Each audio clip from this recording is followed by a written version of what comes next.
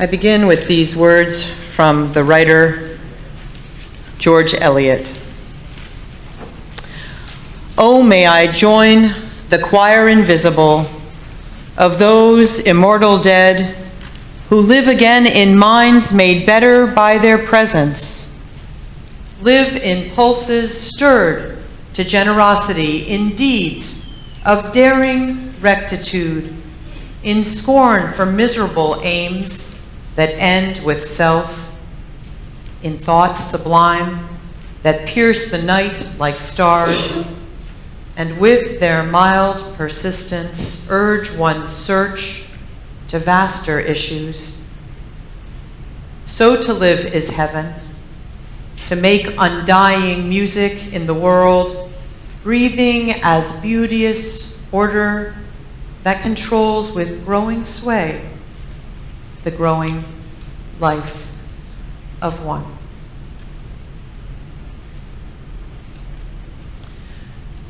With the names of our beloved dead still hanging here with us in this sanctuary, we gather here in the presence of the poets' choir invisible.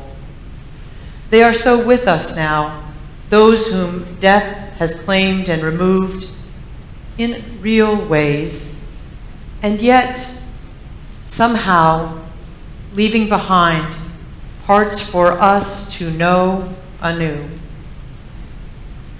Now, some of us might go even farther, seeking that kind of active dialogue that writer May Sarton sought, and which she describes this way: we talked in a kind of ocean depth of memories where magic fish swam past as we evoked our parents and Joy's sisters, all dead now, but with us for an hour in that exquisite room where time past and time present flowed together.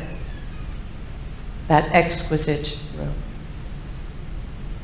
There is an odd truth that only by living more fully with our dead can we truly explore our own living.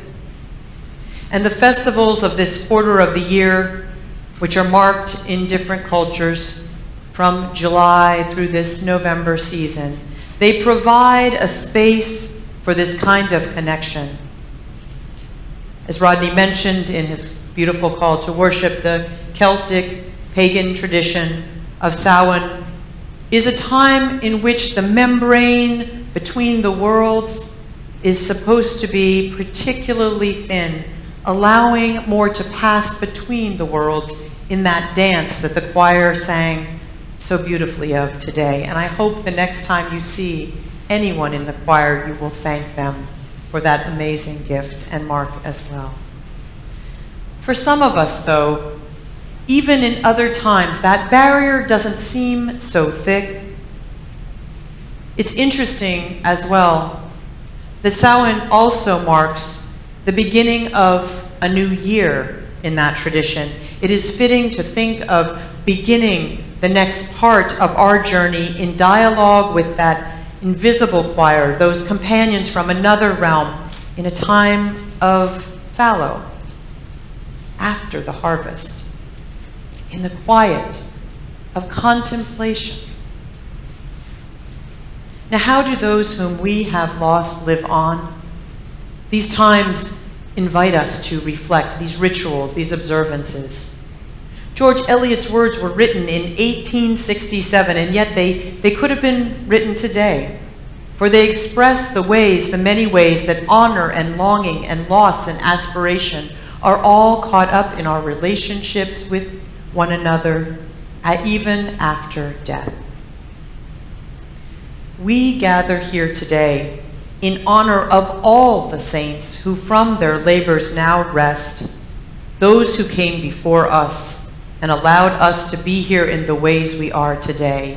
And we do so even if all the lives represented on this table, in the invisible choir, in our hearts, in the cloud of names that is still within this sanctuary, even if all of those lives in life were not as kind or as loving or as peaceful as we would have wished them to be, we do so because we mark a new year in this time of fallow, and it is a time of assessing what we will take forward from these precious relationships as we reconnect with the infinitude of existence.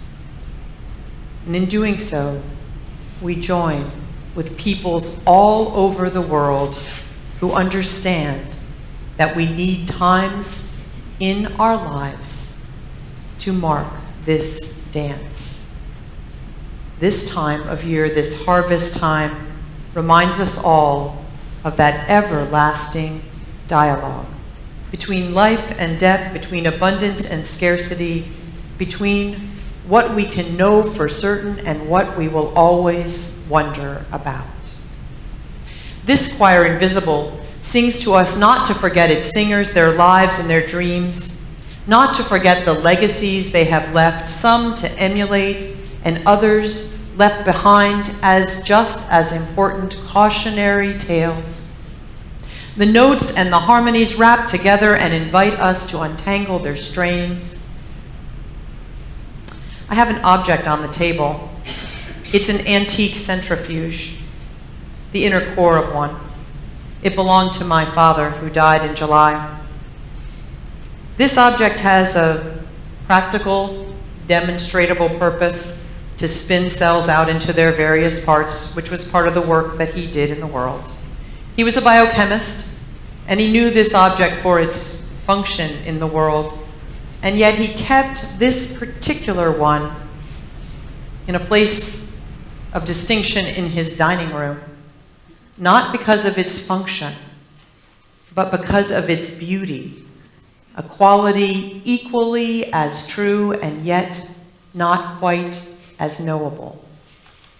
Our relationships, I believe, with our precious and beloved dead are like that as well. Known and also often skidding against the unknown. And our place as audiences before the lyrical strains of the choir is not that of passive listener, it is of active dancer. For Eliot makes clear that it's in our earthly days that we will determine what notes we will sound on earth when we have died, and these observances help us in our wrestle for our new year, our wrestle with our own mortality, because we are reminded of our own legacy and what we wish to leave as well.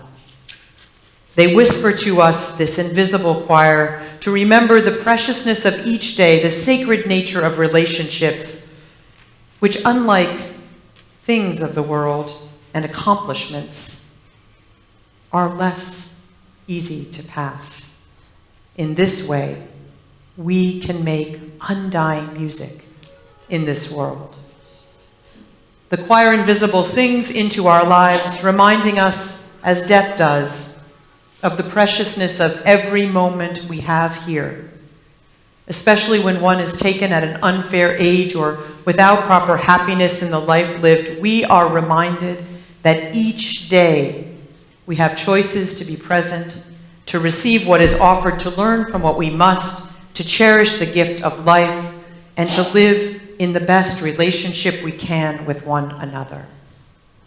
When at the end of the service you come up to take the objects and the pictures you have brought, do so with a vow to stay in that dance, to stay in that dialogue, to be that listener in the year to come and the years to come, with those who are more than remembered, who are memory itself, and who sing two refrains, one that they still journey with us, and the other that we should each make the most of our remaining journey here on this earth.